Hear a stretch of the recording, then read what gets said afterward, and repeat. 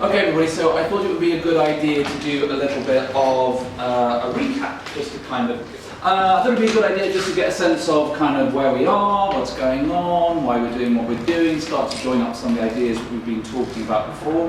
The last time we did a recap was, Dan did it in October, so it's kind of 3 months ago.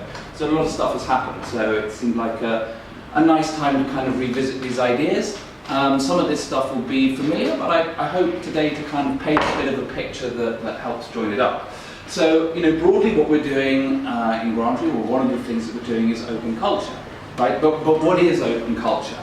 So I'm hoping today we can build a bit more of a common understanding of what it is. So open culture is the way that we choose to excel at what we do as a business. It's a method that we apply. Right? And to me, I think there are really two key concepts in here. There's this idea of excelling at something, and there's this idea of what we do as a business. And I just want to dig into those two ideas a little bit more. So, in terms of excelling at stuff, open culture allows us to be smarter and more effective as an organization. It allows us to be smarter because in open culture, we have strong teamwork, we're good at handling conflict. This allows us to think creatively together. It allows us to think critically as an organization. There's an absolutely superb TED video which is pinned to People and Culture by Margaret Heffernan, and she has this fantastic story about a pioneering scientist and her lifelong collaboration with someone whose sole purpose was to disagree with everything that she said. And this is one of the things that she said made her a brilliant scientist, that she was constantly in this well-managed conflict, and it allowed her to strengthen her ideas. So we have good teamwork, we're learning how to handle conflict so we can think creatively in that way. Also, in an open culture organization, our thinking is not rate limited.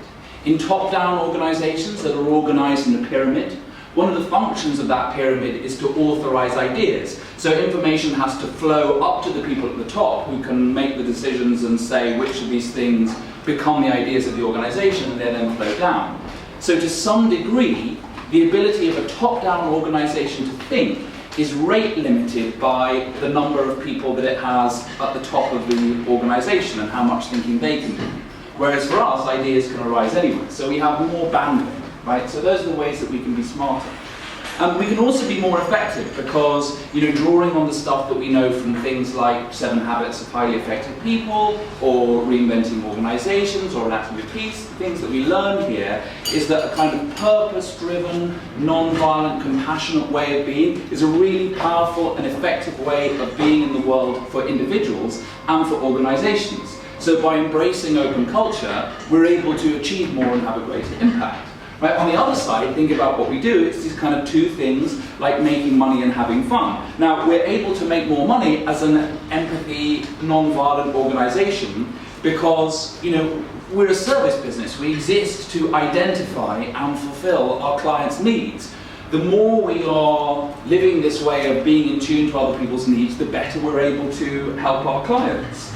And we're also able to make a kind of holistic balance between the various needs that we have. The needs of the work itself, the needs of the clients, the needs of us as people as a team. Right? Unlike green organizations, in the framework of reinventing organizations, there's this kind of green-teal distinction. Green organizations are broadly cooperatives that kind of make decisions in a consensus way. So generally speaking, green organizations will say the most important thing to us as an organization is our staff. And we will do something that would prejudice our clients or prejudice the work, if it was something that we felt was important for the staff. In teal, we make a decision more in the round. We say it's really important that the needs internal of the business, but we have to set those against the needs of the client to make a kind of holistic decision. So those are the ways in which we can make more money, right? We have a better relationship with our clients as a result of this stuff. And we're also able to have more fun. It's a more fulfilling way of approaching work. It's a more fulfilling way of going about our lives.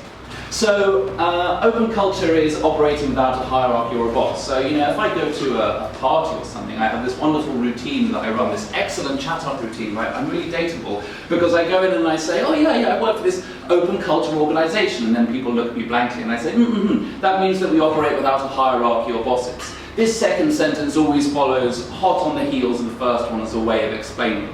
Because that's kind of a way of saying what open culture is, right? It's this kind of flat structure concept. But what does that mean in practice, right? That is what we call self-management. Now, if you remember last year, if you've seen it or if you were here, in the advice process update, one of the things that I said is essentially self-management is the advice process, right? The advice process is the first rule, it's the very core of self-management.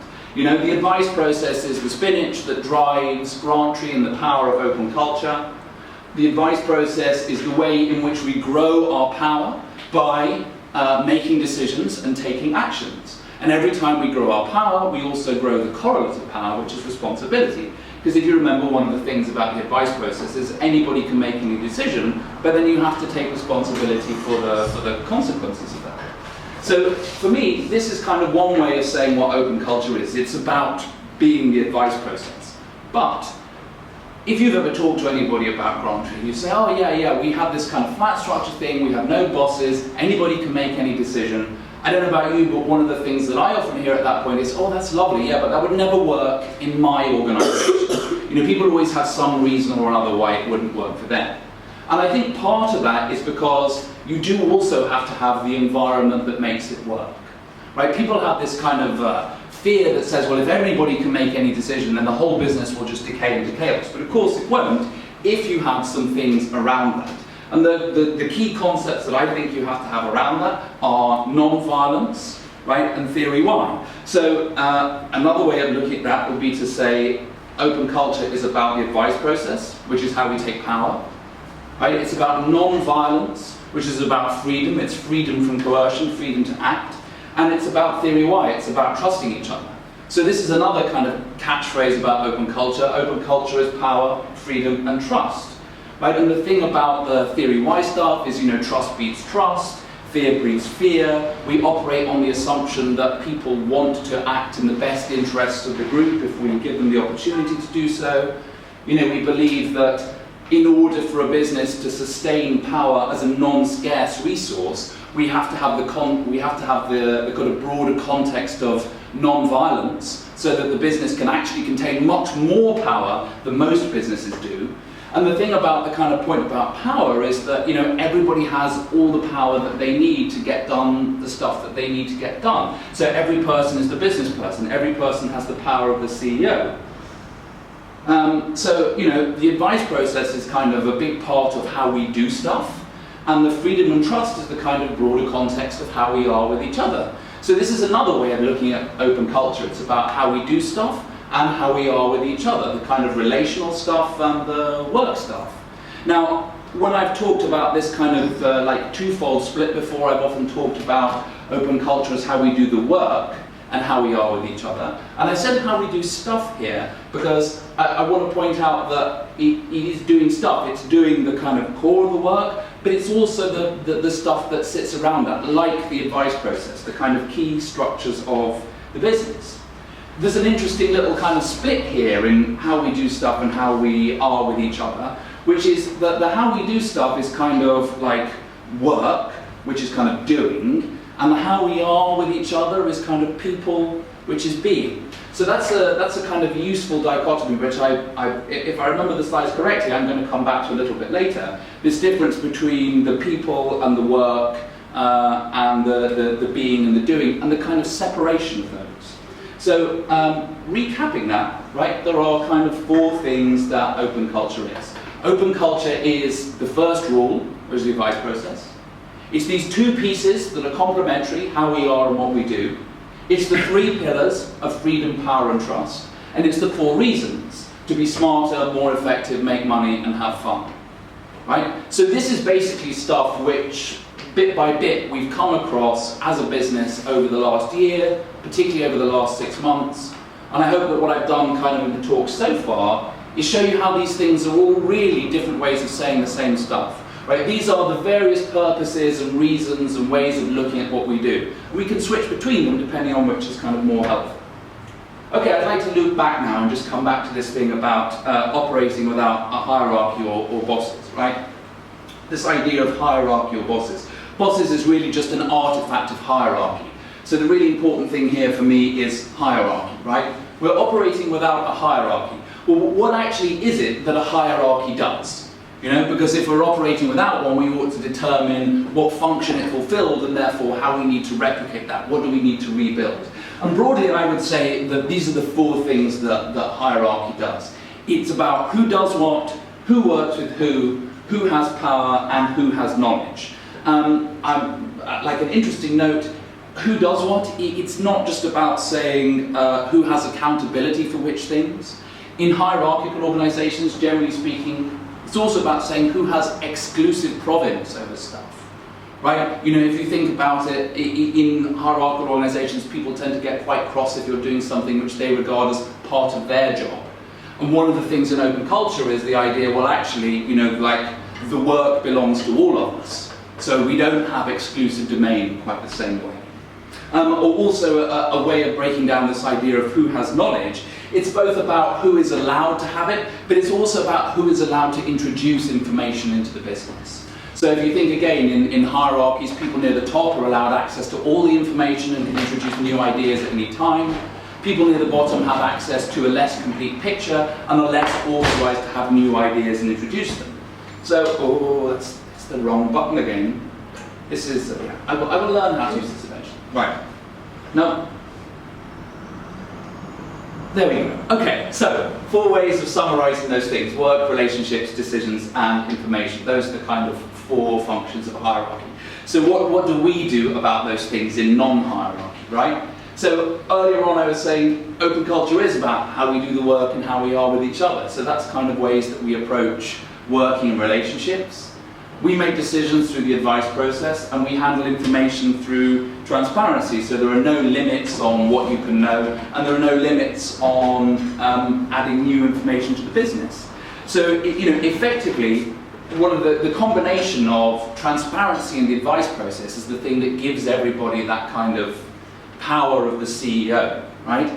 And actually, you can't run the advice process effectively without transparency. It's a necessary condition. You have to have the full picture in order to be able to make a good decision on behalf of the business. Another way of just kind of slightly restating that is that the work stuff is about workflow, right? And the relationships is about kind of collaboration and teamwork. And a question that I want to ask is actually how different is the way that we have of doing things in non-hierarchy from the way that things are done in hierarchical business. So let's take a couple of those things, right? Looking at teamwork. This is, broadly speaking, the way that good teams work, according to Patrick Lencioni in the 5 Dysfunctions of the Team. It's there on top of the fridge, by the way. Good teams have vulnerability-based trust, right? So people are able to be honest with each other, sincere. We're able to say, your idea is better than mine. I don't understand this. I've made a mistake, or equally to say my idea is better than yours. We know how to be honest with each other, which is candor. Right? One of the things that dysfunctional teams have is they have artificial harmony. People say, oh, I wouldn't want to have that discussion because it would rock the boat in some way. Well, we're actually quite good, and we're getting better, and we're learning about how to do conflict, how to have those conversations. Teams also need clarity of commitment, right? And then that leads to accountability and to results. And results are about prioritizing team success, which is empathy, egolysis, rather than personal success, which is being ego-driven. Now, what's interesting to me is that Patrick Lencioni was writing very much in the paradigm of hierarchy. Right? The book from which this comes is built around, it's a kind of business fable about a CEO and his lessons about problems in his organization. So actually what we're doing here is we're applying the best practice that already exists out in the world, in the paradigm of hierarchy, and we're making it how we operate. Okay, what about decisions? You might have seen this chart before. This was from the advice process update. Again, in a good top-down business, the way that, I don't know what's going on there. It's kind of weird, isn't it? The kind of brightness has gone a bit weird, so the letters are really thin. I'm sorry about that. In top-down businesses, this is how leaders are taught to make decisions effectively. You seek advice, you respond to objections, you explain your reasoning, you seek buy-in, right? And that's exactly how the advice process works. That's how decision-making is structured in the advice process. The only real difference between the way that we make decisions and the way that I think strong leaders are taught to make decisions in hierarchical businesses is the restriction on who can make which decisions. So actually, one of the things that we see is if we compare the way that we do things to the way that hierarchical businesses do things, we're kind of taking this best practice and we're embedding it. But we also have these other advantages that sit on top of that, right? We have self-awareness and we have a certain kind of relationship or willingness to change. And it's these things together that kind of become a powerful combination, because this is what gives us, as a business, a process of ongoing improvement, right? The fact that we say, okay, well, we want best practice and self-awareness and a willingness to change. This is the stuff that allows us to see where we are, and see the ways that we can improve and embrace that. This is the process of surfacing. This is the process of understanding what it is that we do. Let's take teamwork as an example. Lots of businesses will say something like, teamwork is the core of what we do. We really value teamwork and we want team players to work. Okay, great. But that's actually as far as their commitment goes. Because beyond that, they just sort of say, well, good teamwork just kind of happens. It just is, or it isn't. And the way to make it happen, if it isn't happening, is, to tell people to work harder, or to shout at them, or to introduce some new KPIs, or rather than say to people, well, actually, how does it build some self-awareness, right? What the hell is this thing that we call teamwork? And what's the stuff that makes it up? And how do we operate on that? And how do we get better at that, right? That's what we do as a business. We build that self-awareness so that we can improve in every way. As a little kind of example of that, system thinking, right? This is kind of an example of something that is best practice and self-awareness and change. If we want to have good collaboration, right? If I don't have system thinking, all I can do is operate on you and me, right? So I can say, okay, for us to collaborate better, I can change who I am, I can ask you to change who you are. One of the things that happens once you start to embrace system thinking is that you say, well, actually, we have a dynamic between us. And how can we operate on the dynamic? How can we put some stuff in place that allows us to work together more effectively? And that really deepens our ability to collaborate more effectively, which does all that stuff about making us more effective as an organisation. And there's a load of stuff that we've kind of learned over the last 6 months, of which this is kind of one piece. These are all of the sources that we have been drawing from. I think this is, there must be other stuff that I've referenced in the course of GrantTree Fundamentals, but these are the kind of many books and writers. And these are the kind of different skills that we have taken on, the different kind of areas that we've explored. I think one of my worries is that it's not always necessarily being clear in kind of fundamentals talks to date, that this stuff, it isn't just theory. There's kind of quite a lot of practical stuff that is contained in the presentations. And one of the things that I'm going to talk about, I think, on the next slide is about, how do we put this more into practice? So just kind of giving you an idea, right? This stuff around empathy, the idea of being in the box and getting out of the box, and the kind of collusion map. It's great to have that kind of theory and understanding of what's going on and how conflict happens. But these are actually tools for getting out of conflict, right? The collusion map is a way that you can debug your relationships at work and in your broader life. If you discover that you're in a relationship or a collaboration of some kind and it's not working for you, it allows you to kind of sit down and think, well, actually, what might be going on here, right? What might the other person be seeing me do that might be producing the behavior in them that I see and don't like and that isn't serving me well, right? It gives you an opportunity to kind of work on it and break it down and change it. So in terms of where we are, that's a load of stuff that we've learned, that's a load of thinking that we've touched on, that's the kind of framework of open culture which it's all in service of. And the kind of next steps in terms of where we're going for me are about putting it into practice more and supporting that. Starting to shift the focus. We touched on workflow stuff last year, and for me as a business, thinking about the kind of two pieces, the how we are and the what we do, a lot of the focus that we've had in our kind of organisational improvement and cultural change over the last year has been about people, and has been about relationships, and has been about those skills of conflict and collaboration and creativity.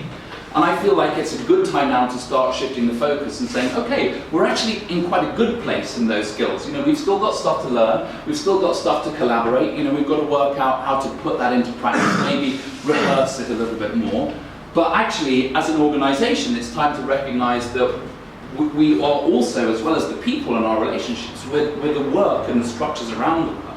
And I think that will serve us in a lot of ways. It may also be time where we can start helping others, that we can start sharing some of this information with other organisations, perhaps even as something that helps them sufficiently that they're prepared to pay for it. But we have to, that's something that I'm thinking about. I welcome any kind of help that anyone has to offer. I'm aware that the stuff that we know is kind of mostly around communication and collaboration, and actually, to help others, we might need to have shifted the focus and understand a bit more about the workflow stuff, maybe, but it's stuff to think about.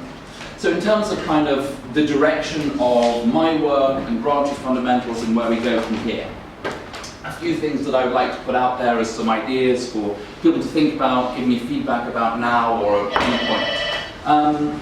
A possibility for GrantTree fundamentals going forwards.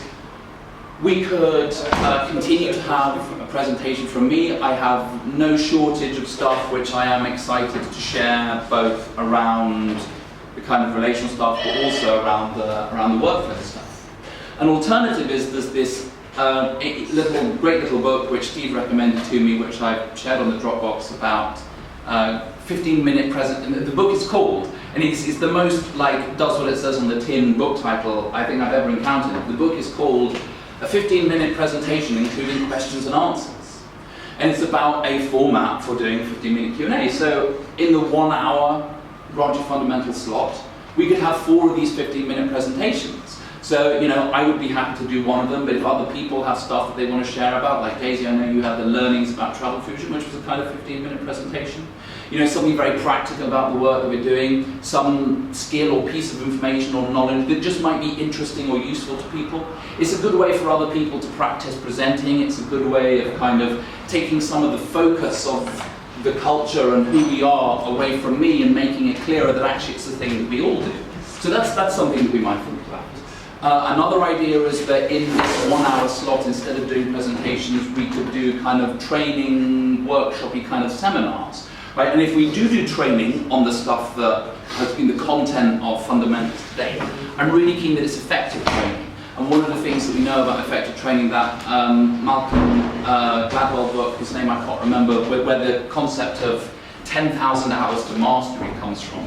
One of the things that he points out is that, professional sports people, real kind of, top of their game sports people, and similarly professional musicians, practice in different ways to amateurs, which is that they don't just go through the whole thing again and again and again. They go through until the point that they get stuck, and then they repeat the bit that they were stuck at until they've got that right, and then they move on. That's actually the most effective way of learning through practice, which I was doing yesterday with Taylor Swift's Blank Space. This is what I do in my evenings, by the way. So we could do some training workshop style stuff, right, on some of the stuff that we've learned. Some other ideas that are kind of ongoing. I mentioned in the Q&A for Justin's excellent presentation earlier in the week, this idea of a Kaizen, which is the process of ongoing improvement in the kind of language of the Toyota production system. This Kaizen Kanban, and the Kanban is a kind of card system for managing the amount of work that you have on at any one point in time. So an organizational system for saying, this is the organizational improvement that we have ongoing, whether it's workflow, new products, whatever it might be. So that's a possible idea for stuff to do. A general kind of request from me for feedback, I have linked to my backlog again on the kind of monthly work overview, the new channel on Slack which Jay set up. The way that I work in general, and the reason why that works for me, is because I try and stack up a list of things which I regard as important, and then I prioritize those as they come to me. Maybe some become more urgent at a particular point in time. Maybe they're all of kind of equal urgency, in which case I'll pick up the one that seems most interesting and therefore on which I'm most likely to make progress because I'm engaged. But this relies at the moment on my judgment of what's important. So do please have a look at that list. If there's anything on there that doesn't seem important, let me know. Or if you just have concerns about things that you think are important for us as an organisation that you want to know are being held somewhere or looked at somewhere, come and grab me at any time and talk about that, because the more that I know, the more that I can help. And also this final point about helping others, starting to offer a kind of product, sharing some of this knowledge.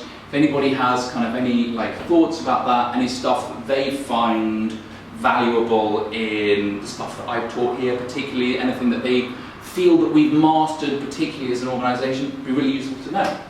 Okay, that's the recap and overview. Hopefully now some of the stuff that we've been looking at over the last kind of months, you know, you've got a bit of a refresher, ideas are bubbling up in your head, maybe you're thinking, oh, I might revisit that old GrantTree fundamentals, or might go away and look at that book again, or, you know, I might actually grab Andrew and ask him that question about that thing. Please do any of those things. Also, please now, if you have any questions or comments.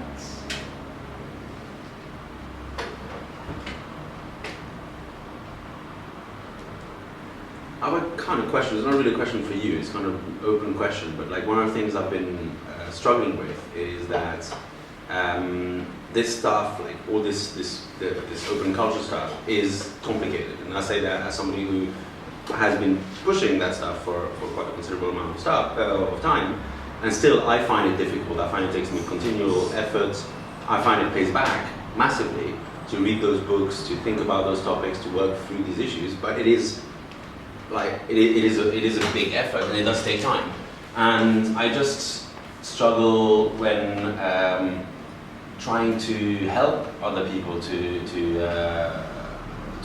do this as well, because it's like, you know, it's been an effort for me. So I recognize it's going to be an effort for other people as well, and they've got other priorities and other things that's going on. And I just don't really know. This is kind of an open question. How can we help each other more, maybe, to see the value, or to do the work, because it's not going to happen just effortlessly by sitting around and saying, yeah, we like open culture, right? You know, why aren't we here yet? It's because it's kind of like if you say, well, we'd like to have a perfectly mapped workflow in tax credits.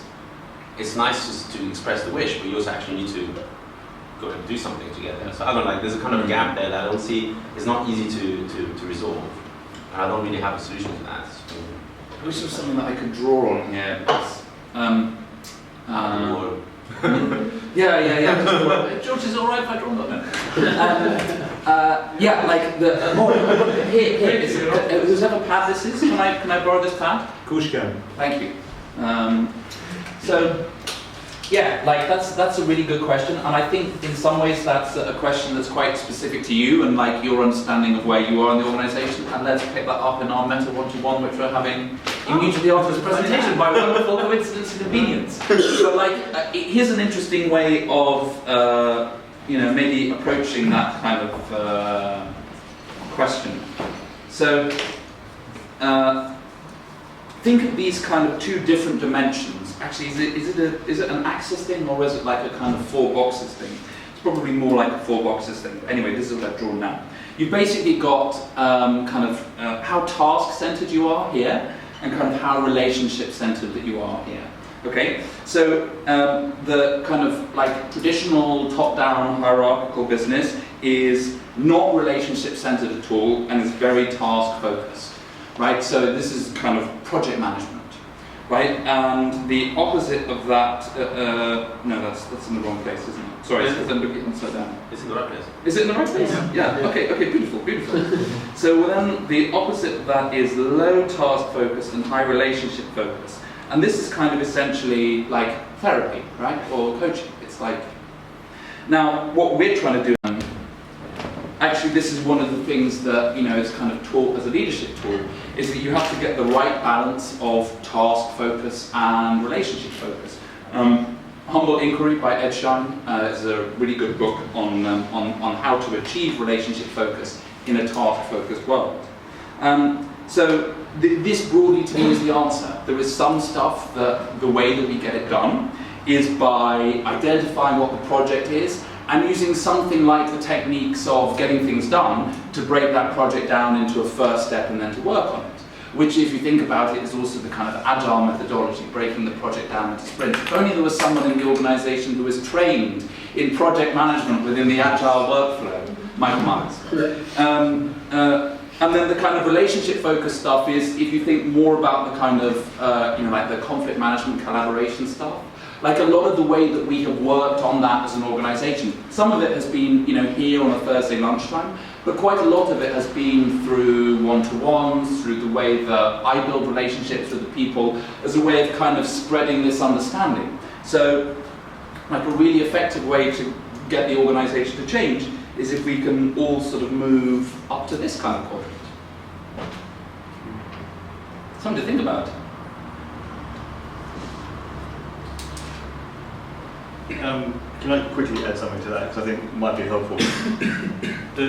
I know you guys know that kind of harp on about purpose and all that sort of thing, but the reason I do that isn't just because I've got a thing for it or anything like that. I also think it's really, really important for the type of company we want to be, and it could potentially be, I mean, make or break in sort of extreme cases. So the reason why I kind of challenge people is like, why do you get out of bed? Why do you come to GrantTree? What is it that excites you about the role that you do? Constantly thinking about that and bringing together that energy so that we have some sort of unique direction and where we want to go. Because we kind of have a purpose now in sort of enabling business and people to fulfill the potential, but can we direct that into something a bit more specific and a bit more, you know, something we can sell, and then put our energy around that? You know, that is the impact we want to make on the world. That's what we want to do. That's why we all get out of bed and, you know, come to this office, because we enjoy that and all the benefits surrounding that. Like some bigger examples are kind of like, you know, we want to put a man on the moon. We want to do this. We want to. These are kind of like bigger ones. We want to organise the world's information. All of these sorts of things. This is the type of thing that kind of makes you excited. And when you're all excited and you have the energy of like moving together in the same direction, all these sort of side issues of like conflicts can be much easier solved, because you're kind of in the same mindset of what you want to achieve.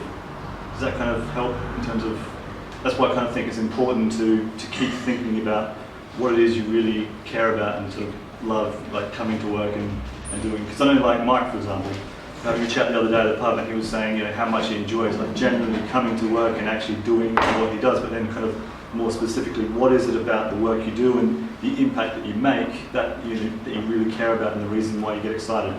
But that's Mike's work, so it's not the business's work. I mean, so everyone will have their own reasons, but the point is getting that out in the open and understanding what it is and driving it into what, you know, we can actually be.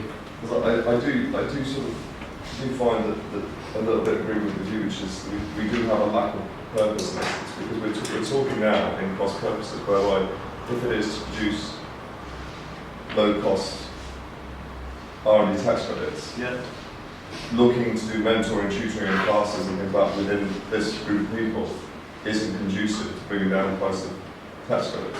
So I agree with that, and I think it's a really useful tool, but those are two very contradictory purposes. I don't agree with that. No, I'm going to disagree with that as well. That's fine. No, I think because it's not that I think that anything that you're saying is wrong. It's just that I want to make a slightly different meaning of the facts that you're kind of presenting, which is that like as a direct piece of service, it seems contradictory to say we want to get more efficient at delivering this particular product at a low cost, and so we're going to do some workshops around kind of how a team works well together. But for me, like the way that we meet our commercial challenges as an organisation is through open culture. Right? Remember how I started by saying open culture is the method that we use to excel at what we do as a business. So actually, like if we look, for me, if I look around now, right, we all know that we're facing this kind of commercial challenge. But the way that we're responding it to an organisation is we're drawing on all of the stuff that we're learning, which is that different people are saying, I think I've got an idea about this, and we're like, okay, great. And that idea bubbles up, and the collaboration that is needed to drive it forward starts to happen, and we're going to be honest and say, well, we think actually now we've looked at it, this is a bad idea, but actually this one is a good idea, so we're going to refocus and actually to be those skills, that teamwork, that collaboration, is the way that we continue to stay, we continue to ensure the survival of the organisation. So it's a little bit of an indirect route, but I think it is actually one of the ways that we tackle that challenge. But also to pick up on the purpose thing, like, I think that our purpose as we have it now is great, but there is a sense in which it is very generic, and like, could any service business say, well actually our purpose is to help people and businesses fulfill their potential? Or also the purpose should be something that the client ties into, should be more market focused. I disagree that it should be more market focused, but I do agree that it's something that the client needs to buy into. Well, I suppose It should be something that unites all of the stakeholders. No, I think everybody's wrong on this because I know it's a massive sweeping statement, but you're wrong, Andrew, and Jay's wrong. Not just I'm wrong, but by default, because what you're saying is it should be this, and what you're saying should be this. Well, it doesn't. It's determined by the purpose. If we decide that we want to be a company that is about delivering the best tax credits to our client, then it should be client focused. If it's about we want to have the best members of staff, the best environment for members of staff, it should be about that, and that's what should be determining it. So we can't say either way until we decide what sort of business we're going to do, how we're going to do it, and how we're going to achieve it.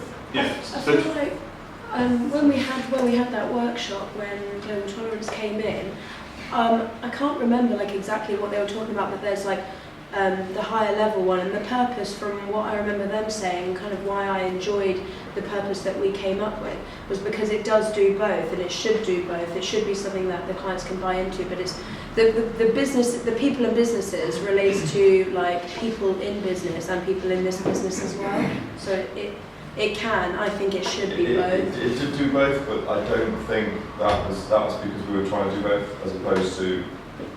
I think their view of what the purpose statement should be was both. It should be very clear. I think I would agree with Andrew and agree with Justin. It's a bit ambiguous. I mean, you can't sit on the fence with these things. You can't have the purpose of bridges. So, go on, sorry. just before I forget, there's two things which basically I think we've nailed it when we've got the purpose. One, it's something that people actually want to buy. Like we are the low-cost airfare provider. People want that. We want to put them out on the move. People want that as well. So when we get to a point of knowing that people want that thing that we want, great. But then also, it has to be something from which we can make decisions. So any type of difficult decision, like, well, what do we do here? This is kind of like a bit tricky. It's like, let's go back to the purpose. So for Pan Am, for example, I was saying that example the other day. Pan Am, we are the low-cost air care provider. So if they're basically saying stuff like, we want to bring new sort of, treats to our customers and stuff like that, we're like, well, no. Let's not do that because we are the low-cost provider, so that's not going to help us with that. So whatever we do, we're constantly thinking about that purpose, and that's the reason they're the decisions we make. And so just one more thing on that. In terms of like fully nailing the purpose, like let's say another company, their purpose might be like, okay, we have a meteorite that's going to hit the Earth in 14 days. They're here to try and solve this problem. Everything they do, all the energy that they're doing is focused around that thing. Do you think they're going to have a huge amount of like unresolved? They're going to get their stuff together quickly and move together because that's they're dedicated to do. They've got that sort of direction firmly in place. Just a small quibble. I think we are the low-cost airline is a strategy statement rather than a purpose. They might have a purpose to serve as to help as many people travel. It's a small quibble. Let's not get. It is a bit of a quibble. Let's exactly example. Thank you for the quibble. Is that what we're positioning ourselves as the low cost? No, we don't know yet. We're still just using it as an example. Well, I do agree with Justin. Just on that, I think that that's what we don't want to be. We don't want to be the Ryanair or the EasyJet or that's the one place we do not want to be. And that is the worst service in the world. That is. I actively avoid to go on EasyJet, like even though it might be cheapest, it's one of the worst places in the world to be. Every second of it, and from a service point of view, you don't want to be in that. But I don't think the company won't go anywhere near that sort of thing. Well, this is what we're about to determine. But I do agree with Justin, all decisions should be made on it. So I would go, and is Chris here, is he on feed, whatever? No. Is he not? Okay, but the decision of what happened with Chris was made from the heart and feeling. It wasn't made based on the company's purpose. And that was a difficult decision. I disagree with that, having made the decision. But But you can. But how would it relate to the purpose? I don't think Chris was fulfilling his potential here. I don't think he was helping us fulfill our potential either. I think there was we'd fallen into a situation where neither were helping each other fulfill our purposes. Yeah. And I tried to find a situation that helps us move back to a solution that helps us move back to the situation where we are with. But also from the principle of self-management, that should never be in your decision. Chris should have managed himself out of that decision. Last week we helped with that decision. Yeah. That should, yes, in an ideal world, there should not be any problems. But well, that's the thing. If we had the purpose with being that clarity, those are sort of decisions that get made based on that. I'm thinking about, I don't want to go into huge detail about it, considering because kind of, Chris isn't here at the moment, so. A different thing, sorry, back to what you said, Justin, about like the purpose of, if there's a meteorite coming and, there's this team that needs to focus and help get out of that situation. Yeah. Just having the focus of, solving that problem. So what was the exact purpose you gave? If there's a team of people that are trying to do something about this meteorite. Oh, we need to get this meteorite to not hit the Earth in 14 days or something. Okay, save the world. That's a more focused thing. That would be probably like destroying the meteorite before it hits the Earth. Yeah. But if you have it does actually have to be a lot more focused, because I feel like what you said. Yeah, then there's lots of different things, lots of different ways you go about it. You could move everyone to one side of the Earth, the opposite side to where the meteor is hitting, or you could try and sort out the meteorite while it's out in space. Lots of purposes. You could say that there's completely different courses of action. Yeah, that's how you feel your purpose. The purpose is still right. Yeah, but the point is that it should help you, the purpose should help you make the decision of what course of action you're going to take. What I'm saying is, if there's still all these multiple options of action to take to reach the purpose, then it doesn't help you make decisions. No, so what it means is when we have a decision, we always think back, a lot of decisions are made on gut feel, this, that, the other, but instead of making that decision I kind of think, based on all that, let's do this. It's wait, hang on a second, this is the decision we have, let's go back to the purpose. Okay, we want that meteorite off, okay, so in order to do that, if we buy this equipment here, that's going to help us, okay, let's buy this equipment. So this is if you haven't made a decision, I think basically the purpose, I think you kind of pitched it a little bit over optimistically. Even a great purpose is not going to stop you from having any disagreements at all. You're still going to have, in fact, any kind of important stuff. There's going to be multiple ways to achieve it. So you're still going to have arguments, and that's why you still need to have good teamwork, good disagreements, good team dynamics and everything, because there's still going to be disagreements. But it does cut out a lot of other options. So at least you're focusing on the options that do arrive at a certain objective, rather than talking about, should we buy a lot of, candy floss machines or something, right? Well, that's just clearly not one of those. Efficiency. He's talking about efficiency. You quit the dead wood. You've got a very, very rough deadline. You've got one goal to achieve it. It may be that the solution is everyone stands inside the planet. It may be the solution is everyone goes to Mars. It may be the solution is we fire a giant nuclear. The purpose is to survive a meteorite in the world. I know, but do you understand what I'm sort of coming at? This is a way of kind of looking at that, right? This is from this is broadly a summary of part of the kind of Toyota approach. Is that you must have, they call it a North Star, but it's a purpose, it's a direction that we're all going. And what that does is it identifies some things which are in scope because they move you more towards the purpose, and some other things that you could do that are kind of more optional because they don't move you in that way. And as you say, there are multiple routes that could bring you to here, but by knowing where this is, we kind of narrow down the decision space a little bit. We don't close it down completely to one option, but we narrow it down. Does that kind of synthesize what other people were saying? Another thing that I'd just like to touch on as well is, this is a page from Joy at Work. So again, thinking about the kind of the ideas that we have, the idea of open culture. Joy at Work is I forgot to put that on the list of books. It's really, really good. And AES ran power plants, and they were a publicly listed company on the New York Stock Exchange, and they ran in an open culture way.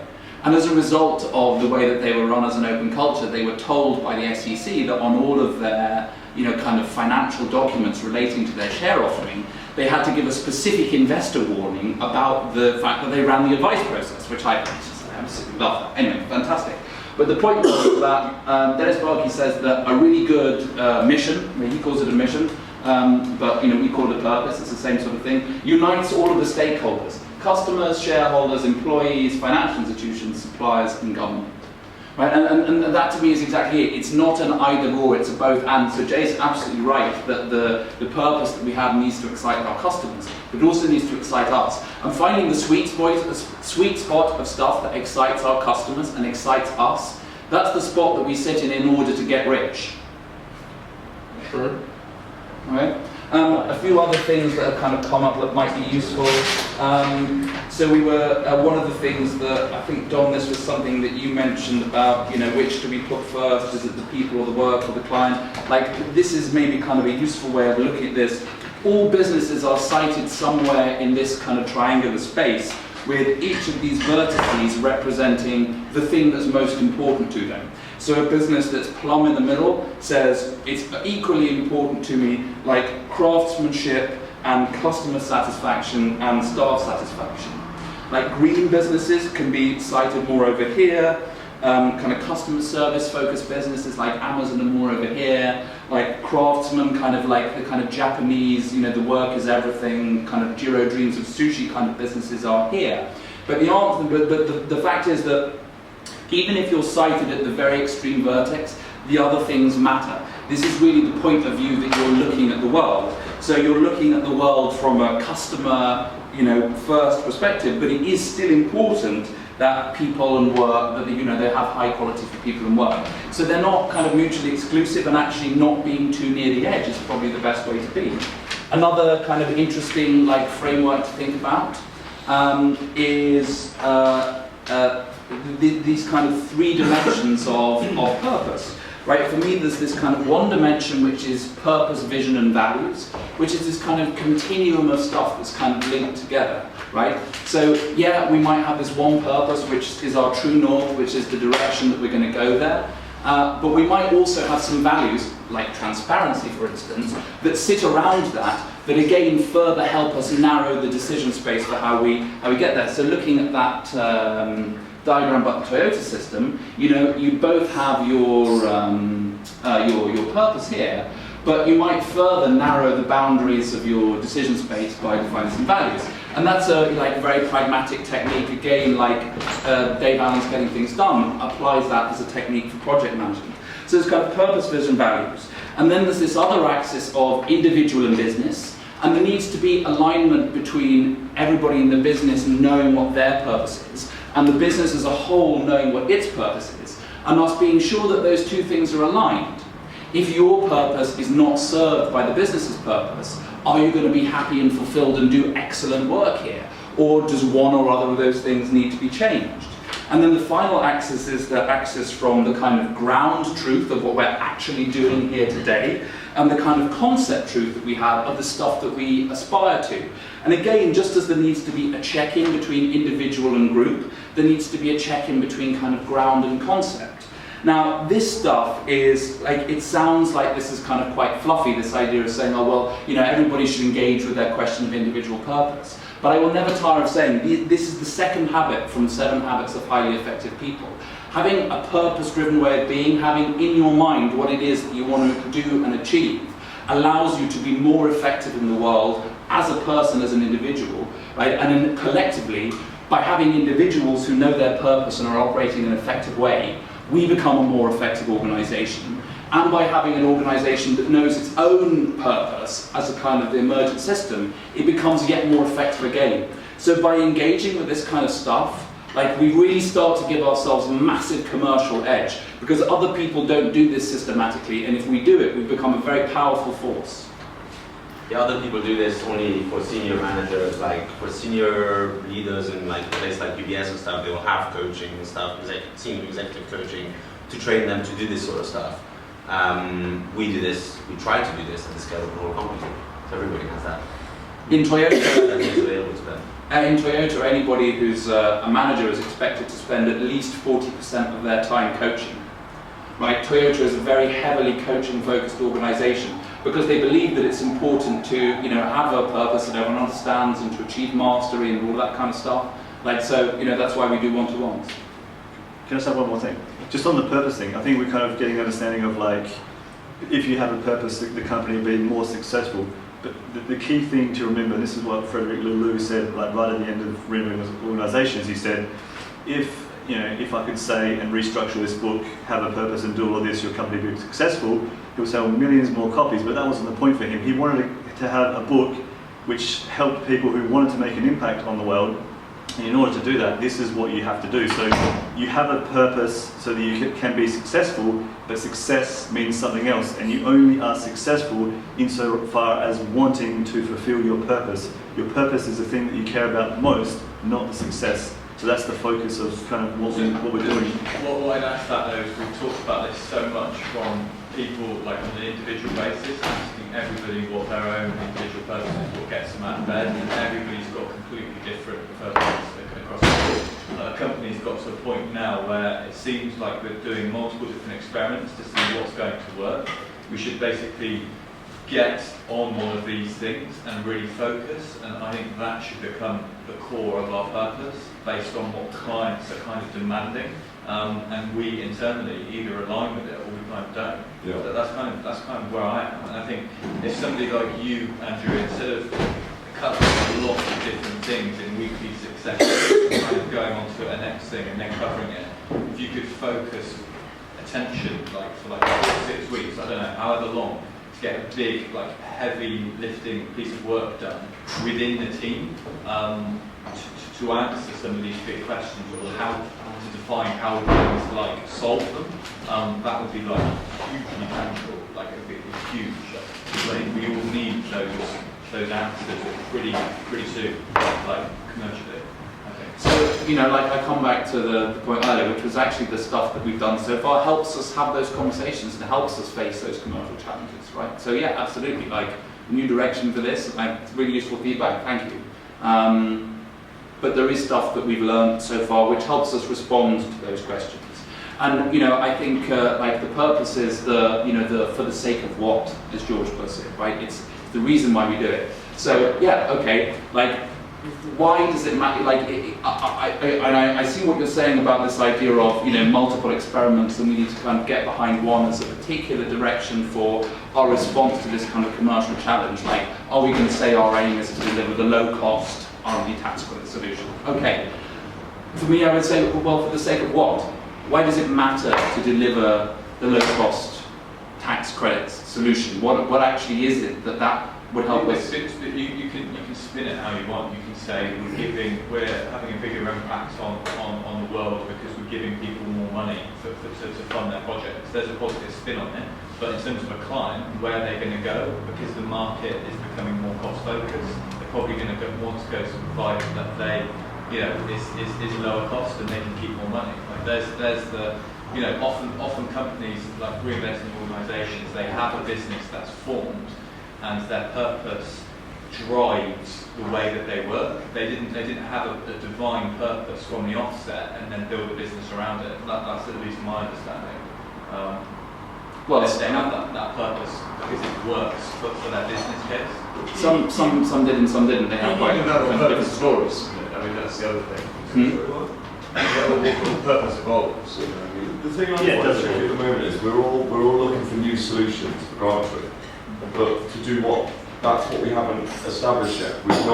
We don't have that common goal. So I keep hearing like we're going to do, you know, self-service. Well, why? We don't have what's the self-service the solution to? Surely we need to find what that solution is and then work away from that, as opposed to trying to find what we can use self-service or what we can use. There's a lot of things pointing away, but no one has decided what the fuck for. Yeah, exactly, and that's the slot that the purpose sits in. I mean, I think it's important to pick up on this point that you made, Jay, that you sort of said, well, you know, you could spin it in any way. You could kind of say, look, this is what we're doing for the customer, and it will make the world a better place. And I'm like, well, yeah, okay, we could approach the question in that way, and yes, we could spin it in any way that we want. Alternatively, we can approach it back to saying, well, we're not just coming up with a purpose because it's a sort of exercise that we've got to do and it'll fill in a box and it'll be fine, but actually say, you know, like, oh, okay, why would it be important to us to provide this solution to clients in a low-cost way? What's that actually about? Like, what does that help happen? Why does it matter? Right? Like, asking those questions and engaging really with, like, ultimately, what is the thing the change that we want to make in the world? Like, you know, I know it can seem a little bit artificial, but actually, I think that there is a. I mean, on the artificial, I hate to get all nihilistic on everybody, but ultimately there is no purpose. There is nothing. Unless you believe in God, and you believe that God has a purpose for you, and then your job is to figure out what purpose God has for you, which is just a way to reframe the same question, really. There is no ultimate purpose. The universe just exists. You know, that's the world we live in. Exactly. The point is, why This way to take a swift U-turn. the point is, why did you bother being alive? Because you find something, you make some purpose that actually gives you a reason that it's worth being alive. You enjoy some things, and you choose those things. You have completely free choice. You could choose that you like to work in an environment like this. You could choose that you really like to drive a taxi. You could choose that you really like to paint all day. Those are all your choices. And there is no ultimate purpose that you're trying to touch, that you're making it up as you go along. So there's always going to be some kind of artificial feel to it. The point is, we're, unlike most businesses or most people in most businesses who are kind of just going along, not really thinking about this, we're actually asking ourselves what is ultimately a really hard question for everybody on a purely fundamental existential level. And we're asking that on behalf of the business. But I think we should accept the fact that there is going to be something arbitrary about the answer. We just need to pick one that we all feel quite excited about, and we feel like, yeah, this is actually worth doing, and it's us up in the morning. Sorry? I don't think the current one gives us enough direction.